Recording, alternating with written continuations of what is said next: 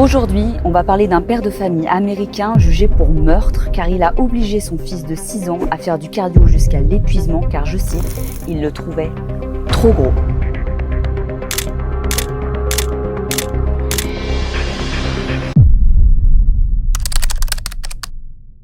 Bon la team, je rentre les deux pieds dans le plat. Dès l'intro de cette vidéo, on n'est pas sur un sujet très funny aujourd'hui. On va parler d'un fait divers qui s'est passé il y a de cela 2 mois. Enfin très exactement, le jugement s'est passé début mai de cette année, en 2024, aux États-Unis. Ce petit garçon, il s'appelait Corey Motio. Alors je suis désolée si je prononce mal le nom. Et ce petit bout, il avait que 6 ans. Je vous avoue que j'ai attendu un petit peu pour vous parler de ce fait divers. J'ai attendu que le procès soit passé, qu'on ait un peu plus d'infos sur le jugement. Déjà parce que c'est pas un sujet hyper positif. Et je voulais le traiter avec un certain angle d'approche et vous allez voir pourquoi on en parle aujourd'hui sur ma chaîne. Mais avant de poursuivre cette vidéo, aujourd'hui je vais pas vous demander de vous abonner ou de me mettre un pancake en commentaire, je vais vous rappeler le numéro d'urgence si vous êtes témoin ou victime de maltraitance chez des enfants ou chez des adolescents, c'est le 119. Je pense que c'est un peu plus judicieux de vous rappeler ça, vu le contexte et le sujet de la vidéo, plutôt que de vous demander encore une fois de faire de l'engagement sur la chaîne. Ça sera un petit peu malvenu. Voilà. Donc si vous êtes témoin ou victime, et surtout témoin de maltraitance, appelez le 119 ou des associations qui sont associés à la maltraitance des enfants. Vous pouvez faire des dénonciations anonymes. Protégeons les enfants qui ne peuvent pas se protéger eux-mêmes contre des adultes, proches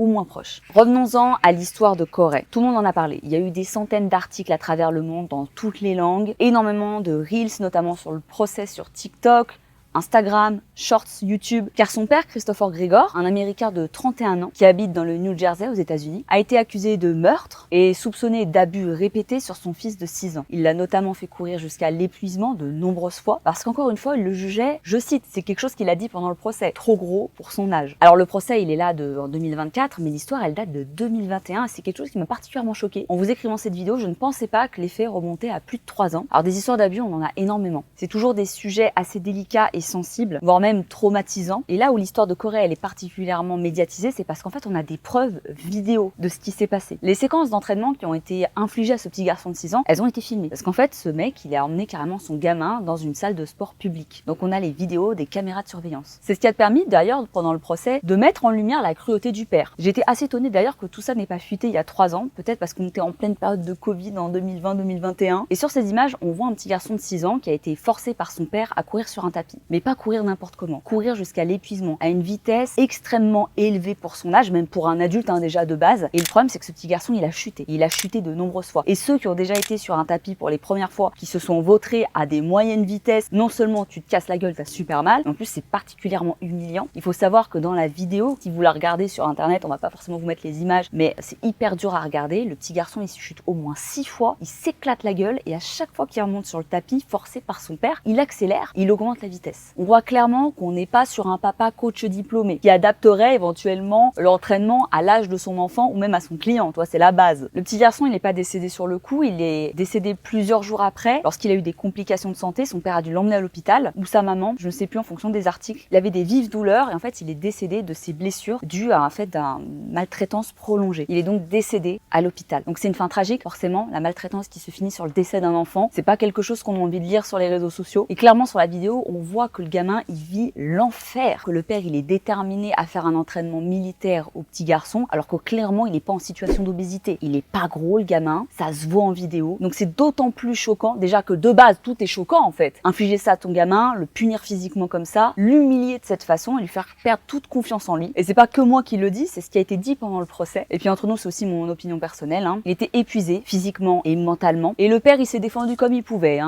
lors de son procès. Il a dit que c'était pas les chutes et ses entraînements à lui qui avaient entraîné le décès de son enfant, qu'il avait des problèmes de santé à côté, que lui tout ce qu'il voulait c'était inculquer de bonnes valeurs, de la rigueur et de la motivation à son enfant, à lui donner une bonne hygiène de vie. Rien que tu vois, j'explique la vidéo, ça m'énerve. J'ai envie de t'as envie de le défoncer ce mec, tu vois. Donc il est accusé de meurtre, mais aussi de maltraitance prolongée sur son enfant. Et clairement, on a affaire à un putain de détraqué. On va pas se mentir. Donc là, on est sur une affaire un peu de crime, un fait divers qui est un peu en lien avec le fitness, parce que c'est lié à cet incident du tapis de course. C'est pour ça que je l'introduis un petit peu aussi sur la chaîne. Mais en vérité, ça traite surtout de maltraitance, avant tout. Il faut savoir que la maman de ce petit garçon, elle était en conflit justement avec le père, elle était séparée. Ils étaient en conflit sur la garde. À chaque fois qu'elle récupérait son fils, il avait des traces de bleu, des ecchymoses, des blessures. Lorsqu'il rentrait chez sa mère, il paraissait épuisé. Il avait perdu toute joie de vivre, tout sourire, toute vitalité. Et surtout, l'enfant était allé chez un pédiatre et il avait alerté des adultes et des spécialistes de santé en leur disant que son père l'obligeait à courir des heures à pleine vitesse sur des tapis de course jusqu'à l'épuisement. Et que ça arrivait de nombreuses fois. C'est-à-dire que la vidéo qui est parue sur Internet, c'était finalement une session parmi tant d'autres. Alors on est très loin des bonnes valeurs de sport, de motivation, de dépassement de soi qu'on a envie d'inculquer à un enfant, on va pas se mentir. Et les preuves en vidéo sont accablantes. Pour le coup, là, merci les vidéos de surveillance qui ont pu être apportées comme preuve au procès, parce que sinon c'était la parole des non, ça pouvait pas être que la parole de la mère, parce qu'il y avait vraiment beaucoup de spécialistes de santé qui ont ausculté l'enfant avant et après son décès, qui ont pu attester justement de son état de santé, de toutes les blessures qu'il avait, qui témoignaient d'une maltraitance prolongée. Et en plus d'être un putain de détraqué, le mec est totalement dans le déni, avec une défense totalement bancale à son procès. Donc on est d'accord, toi et moi, pour dire que c'est pas du tout les valeurs qu'on veut transmettre à un enfant. C'est même pas quelque chose qu'on devrait faire vivre à n'importe qui, même un adulte. Même dans des situations d'emprise dans un couple où un mec pourrait imposer ça à sa femme ou inversement d'ailleurs, c'est déjà particulièrement toxique et tragique. Alors imaginez d'être sous l'emprise d'un adulte qui plus est d'un parent. On voit clairement sur une des parties de la vidéo où quand le petit tombe, le père est tellement énervé, agacé, il le prend, il le remet sur le tapis à pleine vitesse, il lui mord la tête. Vraiment, c'est assez violent parce qu'en vérité, faire du sport, inculquer des valeurs d'hygiène de vie à son enfant, c'est ultra bénéfique. Savoir comment manger, avoir de l'estime de soi, avoir de la confiance en soi, se challenger, se dépasser, avoir un petit esprit de compétition assez sain et bienveillant, être stimulé dans une activité collective ou individuelle, ça peut apporter énormément de choses, notamment à une époque où les enfants de maintenant, je veux dire les petits enfants, ils sont omnibulés par les écrans, la télé, Twitch, YouTube, les réseaux sociaux, ils sont nés avec un téléphone dans la main, les écrans sont omniprésents. Donc faire une activité sportive là où en plus les enfants sont encore plus sédentaires que la génération d'avant et de plus en plus sédentaires, c'est hyper important. Enfin, il y a sport et sport. Voilà. Je pense que le père de Corée, il est un peu parti en couille, espèce de taré. Moi, j'ai 31 ans, je suis de la génération où entre 10 et 15 ans, ça a été l'explosion d'Internet, même peut-être un petit peu avant. Mais quand j'étais petite, j'avais pas forcément tout ce que les jeunes ont aujourd'hui. Je jouais dans la cour, je faisais des jeux de ballon, il y avait déjà le début d'Internet, etc. Mais c'était pas aussi hardcore qu'aujourd'hui. J'avais des activités physiques, vraiment, c'était pas encore aussi omniprésent qu'aujourd'hui. Et inculquer des bonnes bases à son gamin, ça sera toujours bénéfique. Par exemple, si nous, on avait des enfants avec Thibaut, c'est quelque chose qu'on aimerait leur transmettre. Quelque chose que moi, personnellement, j'ai pas eu avec mes parents quand j'étais plus jeune. C'est-à-dire savoir les bases de la nutrition. Nous, on mangeait beaucoup de pain, beaucoup de fromage, quasiment à tous les repas. Il y avait beaucoup d'apéros, les chips, etc. On mangeait quand même assez maison, mais on mangeait beaucoup de féculents, beaucoup de sauces, beaucoup de gras, beaucoup de fromage râpé, etc. Et j'ai dû tout déconstruire à l'âge adulte pour refaire mes bases alimentaires, en fait. C'est des choses que tu peux transmettre directement à ton enfant de par ton hygiène de vie. Il faut savoir qu'en plus de ça, aux États-Unis, l'obésité, ça touche une grande partie de la population et une grande partie aussi des enfants. Il y a notamment Michelle Obama, à l'époque où Barack Obama était président des États-Unis, qui avait fait aussi son cheval de guerre sur le sport et l'activité chez les enfants, parce que c'est dramatique aux États-Unis, très spécifiquement, avec des niveaux de pauvreté assez élevés, donc la mauvaise nourriture, la mauvaise ligne de vie, l'accès à des activités de plus en plus difficiles. On en avait parlé aussi d'ailleurs des activités chez les enfants dans une vidéo que j'avais fait sur Jess Bowen. C'est une crossfiteuse qui entraîne sa petite et qui a fait le buzz sur les réseaux sociaux parce qu'elle s'entraîne avec sa gamine qui a à peu près 3 ans. Donc c'est à la fois critiqué et encouragé par certains. On a fait toute une analyse dessus si ça t'intéresse. On te remettra la vidéo qui est juste ici et je te la mettrai dans le descriptif. On a fait tout un point sur l'entraînement de la fille de Jess, etc. Franchement, c'est hyper complet. Elle est super fun cette vidéo, donc je t'invite vraiment à aller la regarder après celle-ci. La grosse différence entre la fille de Jess et Corey, c'est que la fille de Jess, elle est passionnée de CrossFit. Elle a envie de faire comme sa maman. Le sport, c'est un plaisir. Et le sport, pour un gamin, ça doit rester avant tout un plaisir. Elle a envie de faire comme sa mère. Tu vois que là, maintenant, elle doit avoir 12 ans, sa petite. Elle continue le CrossFit. Alors après, est-ce que c'est bénéfique ou pas? Ça va dans l'analyse de la vidéo. J'ai tout expliqué dedans, donc t'iras voir. Mais on est très loin d'un petit Corey de 6 ans qui est obligé de courir 7 fois à la bonne vitesse qu'il devrait sur un tapis jusqu'à l'épuisement et avec des chutes et des violences physiques. 2 salles, 2 ambiances. Là, on voit clairement qu'il est avec un père qui est matrixé par la muscu et par le regard des autres. Parce que son gamin est jugé comme pas assez fit, pas assez musclé. Il a que 6 ans. Bordel. Ce qui me choque au-delà de ça, je sais pas comment ça se passe aux États-Unis. S'il y a des personnes qui ont la réponse, n'hésitez pas à me le mettre en commentaire. Mais je sais que par exemple en France, c'est pas possible d'emmener un enfant aussi jeune dans la salle. Sauf si c'est une salle hyper friendly, genre tu viens avec ton gamin, il est là avec toi pendant que tu t'entraînes, mais il s'entraîne pas lui, tu vois. Et je sais qu'en France, si t'es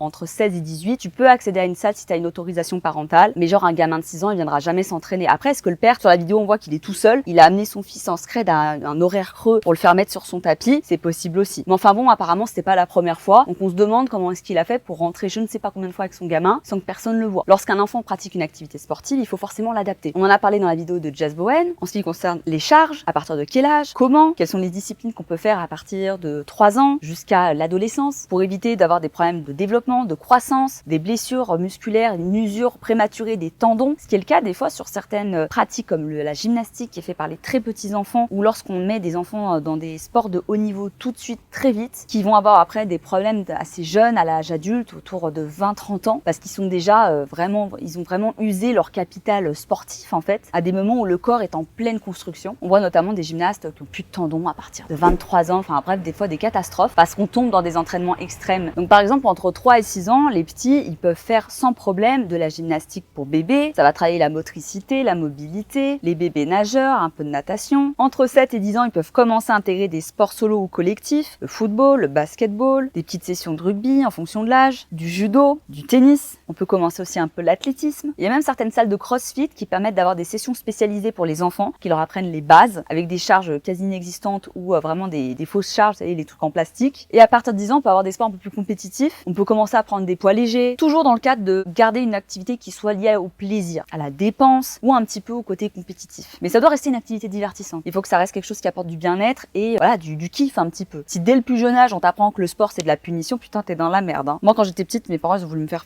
plein de sports. Ils m'ont fait faire de la natation, ils m'ont fait faire plein de sports, du badminton, des trucs et tout. J'étais pas fan à la base, donc j'ai fait du théâtre pendant 15 ans. Je pense que ça se voit sur cette chaîne. Voilà, et j'ai découvert le sport en fait finalement assez tard, on va dire à 18 ans. Bon, c'est tôt et tard à la fois, mais j'ai trouvé un sport qui me correspondait bien, que j'aimais pratiquer, qui pouvait se pratiquer en fait un petit peu partout, tout le temps. Il n'y avait pas d'horaire, genre le mercredi, il fallait aller à telle session de sport avec des contraintes. Le fitness, les salles de muscu, c'est pour ça que c'est pratique. C'est que c'est ouvert sur une grande plage horaire et tu peux aller faire ce que tu veux. Cours collectif, cardio, muscu, renfo, bref, c'est quand même assez flexible. Mais mes parents m'ont jamais rien imposé, fort heureusement. Et je rebondis aussi un petit peu sur ce milieu du fitness qui peut parfois être un peu matrixé, le milieu de la muscu. Donc forcément, comme pour tout, c'est une minorité de personnes qui sont vraiment de base déjà des gros abrutis ou des gros détraqués et qui en plus de ça, tu les mets dans une discipline qui des fois matrixe un petit peu les gens et lui, totalement déconnecté de la réalité. Peut-être que c'est pas son problème de fond, on est bien d'accord, hein, voilà. On va dire que sa maltraitance est passée à travers le fitness, mais ça aurait pu être autre chose et on sait pas ce qui se passait d'autre à la maison. Et même si le cas de Corey, il est dramatique, vraiment, ça peut exprimer aussi ce comportement toxique qu'ont beaucoup de parents à vouloir absolument vivre à travers le regard des autres, vivre à travers un regard déformé de ce qu'est la pratique physique ou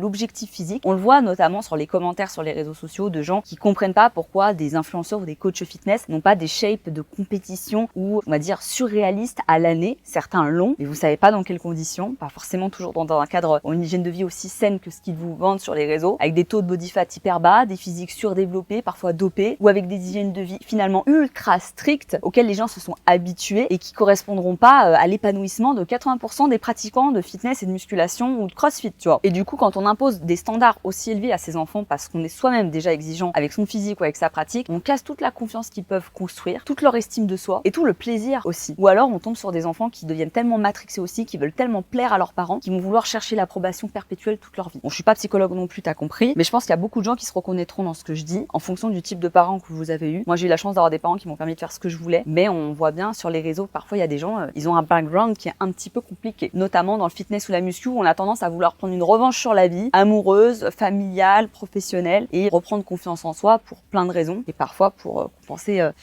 des choses dans l'enfance. Donc il faut se déconnecter un petit peu parfois des réseaux sociaux et se rendre compte de ce à quoi ressemble un vrai physique de quelqu'un qui s'entraîne bien, qui a une bonne hygiène de vie mais qui se fait plaisir à côté. C'est ce que j'essaie de partager sur ma chaîne. J'aurais pu me mettre la pression depuis 10 ans pour être la plus sèche possible, pour perdre 10 kilos et maintenir un taux de body fat hyper bas comme énormément d'américaines, d'australiennes, de françaises, etc. Mais ça m'aurait pas rendue heureuse en vérité. Et c'est quelque chose de cette manière saine d'approcher le fitness que j'essaye de vous apporter sur la chaîne et qu'un jour peut-être je transmettrai aussi à mes enfants. Si enfant il y a, venez pas commencer à me faire des supposées grossesses parce que je vais me marier là dans une semaine et demie. Ok. Et ça nous est tous arrivé un jour d'être matrixés par notre activité. Lorsqu'on commence le fitness, la muscu, le running, le crossfit, on est ultra motivé. On est dans un élan où tout est nouveau, tout est excitant. On a envie de s'acheter les nouvelles tenues, on a envie de s'entraîner régulièrement, on se voit progresser très vite dans les premières années de pratique. Donc ça peut être extrêmement stimulant et on a tendance à vouloir parfois trop en faire. Un peu comme comme les gens par exemple qui vont devenir végétariens ou véganes et qui ont tendance à avoir un discours extrême au début pour après avoir quelque chose d'un peu plus sain, une approche un peu différente au fur et à mesure du temps. que ce soit auprès de l'entourage, auprès de soi-même, etc. Et au final, on se met beaucoup de pression à soi-même et on en fout beaucoup aux autres. Et souvent, les gens sur les réseaux qui sont les plus critiques ou qui sont les plus méchants dans la vraie vie sont des gens qui sont particulièrement exigeants et méchants avec eux-mêmes. Moi, je considère que le sport ne doit jamais être au détriment de sa santé mentale. Il faut savoir faire des concessions pour avoir des objectifs et les atteindre, mais si à un moment donné, ça vous rend malheureux, en fait, arrêtez. Moi, je sais que quand je fais des objectifs de perte de poids, je dois faire des concessions, mais ces concessions, à un moment donné, me rendront heureuse et épanouie et bien dans ma peau. Et donc, ça en vaut la peine. En tout cas, il faut que les parents soient un refuge pour leur enfant et non pas la pierre qui les fait couler. Ça, c'est sûr et certain. La maltraitance, on est d'accord, personne n'est d'accord avec la maltraitance infantile. Et du coup, quel est le verdict de ce procès? Donc, le père, il a été jugé coupable de mise en danger et d'homicide involontaire sur son enfant de 6 ans. Il encourait jusqu'à 40 ans de prison et finalement, il a pris que 6 ans. La maman est quand même satisfaite du verdict parce qu'il a été reconnu coupable. Il y a eu une sentence, même si elle a dit à la presse que jamais aucune sentence ne serait suffisamment forte pour elle puisque son enfant était décédé et que dans tous les cas, tout le monde est perdant puisque Corey ne fait plus partie de ce monde. Donc les avocats de la défense ont forcément appuyé sur le fait qu'il voulait pas le décès de son fils, qu'il était juste très exigeant.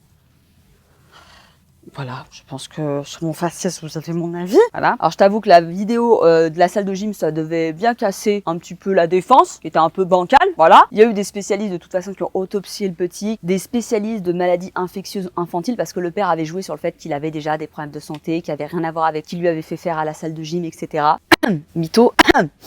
Voilà. Et les médecins ont dit qu'il n'y avait aucune preuve formelle qu'il avait eu une infection juste avant sa mort et que justement c'était l'accumulation de tous les sévices que lui a fait subir son père qui l'ont emmené à son décès. Cette vidéo s'achève là sur le verdict du tribunal qui s'est rendu quelques semaines après. Le procès a duré longtemps. Il a été beaucoup médiatisé sur TikTok. C'est une histoire tragique d'un putain de détraqué qui en plus de ça a donné une très mauvaise vision du sport parce que je trouve qu'on est déjà suffisamment conditionné comme des gens un peu extrêmes. C'est soit tu fais du fitness et t'es un peu matrixé, soit t'es quelqu'un de lambda qui boit beaucoup, qui a une hygiène de vie un peu moyenne. Et il n'y a pas trop d'entre-deux, je trouve, et ça c'est un peu dommage. Dis-moi dans les commentaires si t'avais déjà vu passer un petit peu l'histoire de Corey et de son père, ce fait divers qui a vraiment un petit peu retourné les réseaux sociaux. Et ce que t'en as pensé toi personnellement, je serais très curieuse de le savoir. Nous on se retrouve très vite pour une nouvelle vidéo. Je vous embrasse très fort, prenez soin de vous, prenez soin de vos proches et on rappelle le 119 pour le numéro d'urgence contre la maltraitance. Je vous embrasse, ciao ciao.